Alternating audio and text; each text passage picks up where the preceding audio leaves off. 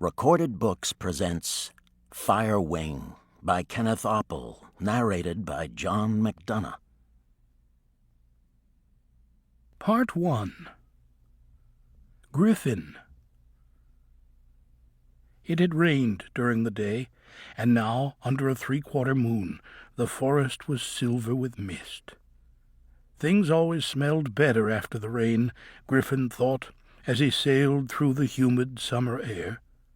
From the forest floor rose the loamy fragrance of the soil and the rich stink of rotting leaves and animal droppings.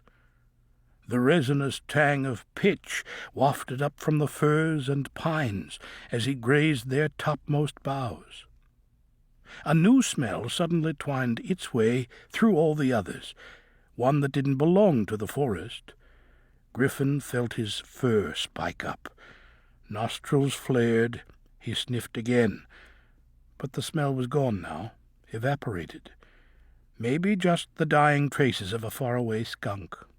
It was pungent, but somehow hotter and more dangerous. He stored the smell away in his memory so he could describe it to his mother back at Tree Haven at sunrise. Then he angled his wings and set course for his favorite hunting ground. The giant sugar maple occupied a small rise on the valley floor, and its canopy spread wider and higher than any tree nearby. After Tree Haven, this was Griffin's favorite place in the forest. He loved the way the moonlight washed the leaves a translucent silver, and when a strong wind blew, the leaves looked and sounded like 1,000 bats, all taking flight at once.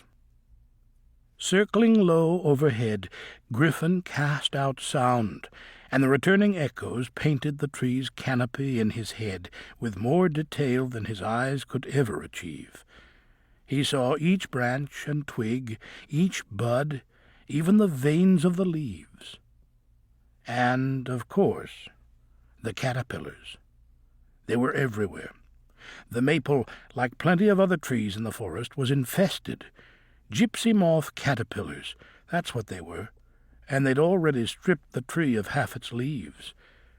Every night for the past week Griffin had come here and fed, but the next night it seemed there were just as many caterpillars as before. Just look at them. There must be hundreds of them. His stomach made a hungry popping sound. He trimmed his wings and tipped himself into a steep dive, spraying sound ahead of him. The first caterpillar he scooped right off a twig with his tail, flicked it into his wing, and then straight into his open mouth. Ducking under a branch, he wheeled and snapped up 2 more dangling from threads. Curled on a nearby leaf was yet another caterpillar.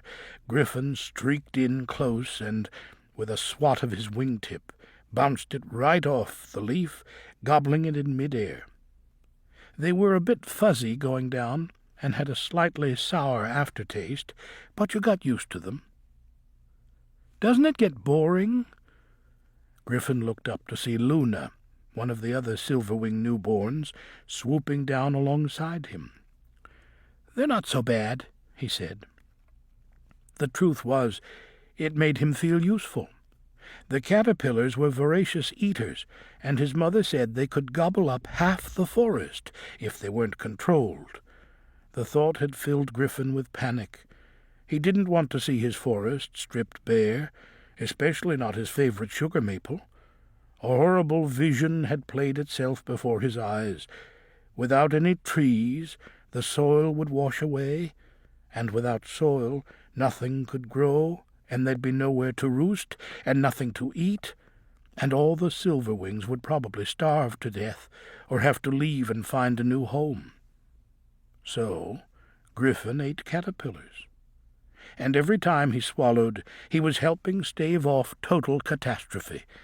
That's how he saw it, anyway. But he didn't tell Luna this. She already thought he was crazy. A nice fat tiger moth fluttered past, no more than a few wing beats from his nose. Griffin let it go. To keep listening to this audiobook, I've left you a link in the description so you can do it, at no cost thanks to Audible's 30-day free trial.